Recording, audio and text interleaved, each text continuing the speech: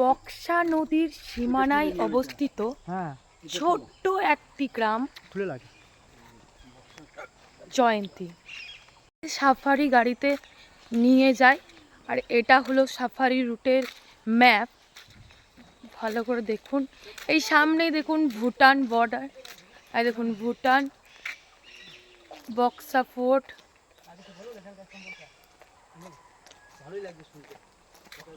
আর এটা সামনে হোটেল, আর সামনে জয়ন্তী নদী। এত সুন্দর নদী আর এত সুন্দর ভিউ। আমরা নদীর দিকে এগিয়ে চললাম। এখানে আসতে হলে আপনাকে প্রথমে আলিপুরদুয়ারে বাস ধরতে হবে। আলিপুরদুয়ার থেকে যে কোনো সাফারি গাড়ি বা ছোট ছোট গাড়িতে করে আপনি জয়ন্তী গ্রাম চলে আসতে পারবেন মাত্র 400 টাকায়। বক্সা বনের সীমানায় অবস্থিত জয়ন্তী একটি ছোট্ট মনোরম শান্ত গ্রাম। জয়ন্তী নদীর তীরেই অবস্থিত, যা ভুটান পাহাড়ের সাথে একটি প্রাকৃতিক সীমানা তৈরি করেছে।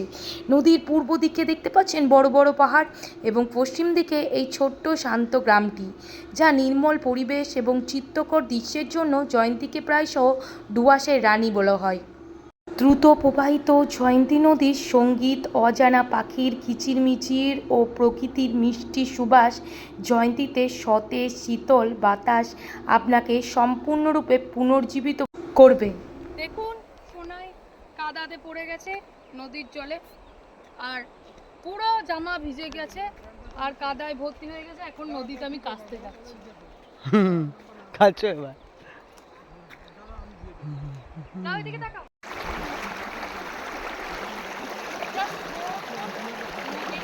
কপদা যেও না।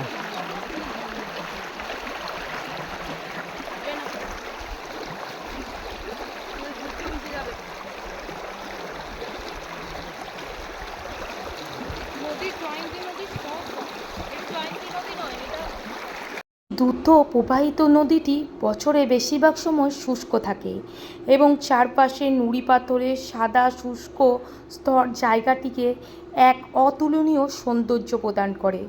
ঘন বনাঞ্চলে ঘেরা বক্সা টাইগার রিজার্ভের মধ্য দিয়ে জয়ন্তীতে যাওয়ার পথ একটি আকর্ষণীয় অভিজ্ঞতা, এবং জয়ন্তী ভবনে আরেকটি বিশাল আকর্ষণ এনে দেবে। ওই সামনে ঘন বন জঙ্গল দেখতে পাচ্ছেন, ওখানে অনেক হাতি, হরিণ এবং অনেক ময়ূর দেখতে পাবেন।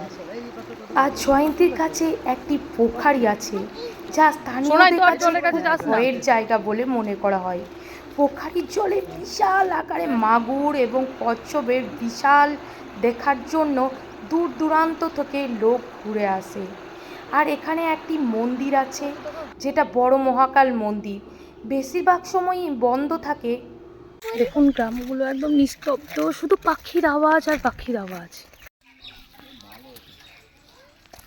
কিছু স্থানীয় লোকেদের কাছে কিছু তথ্য জানতে পারলাম। এখানে অনেক ডোলোমাইট পাওয়া যায়, এবং এখানে বড় মহাকাল ও ছোট মহাকাল মন্দির এখন বন্ধ হয়ে গেছে, কারণ হরপ্পা বানের জন্য। শুধু শিবরাত্রির সময় এখানে আসতে পারবেন।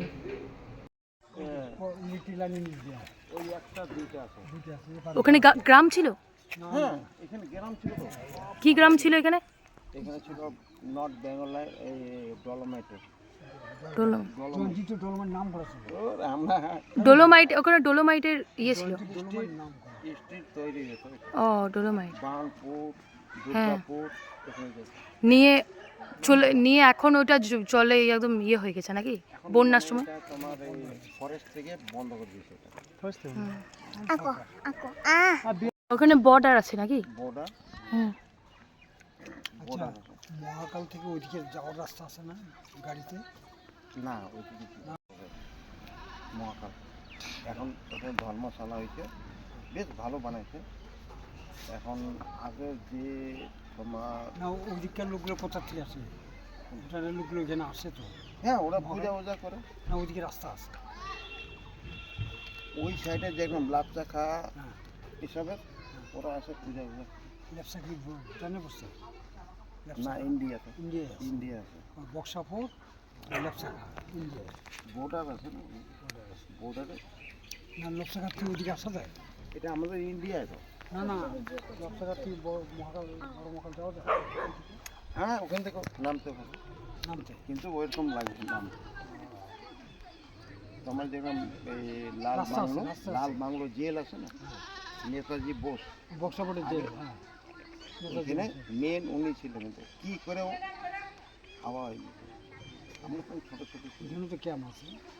হ্যাঁ ওখানে ক্যাম্প মেন, হ্যাঁ ওখানে আছে। ওই এগুলো কোনোদিন উঠবে না তো, না এগুলো থাকবে। এটা তো উঠানো তোমার সেটাই বলছি, তোমার এইটা গা হাত পা থেকে গন্ধ সেরকম মাছি আমরা উঠছে সব রয়েছে শরীর তোমার গায়ে। কী করবে, আমারও একটা কাজকর্ম মাছি নেই, আছে ভালো কী করবে। সুগন্ধ। বাকি ভিডিওটি পরের অংশে আসছে।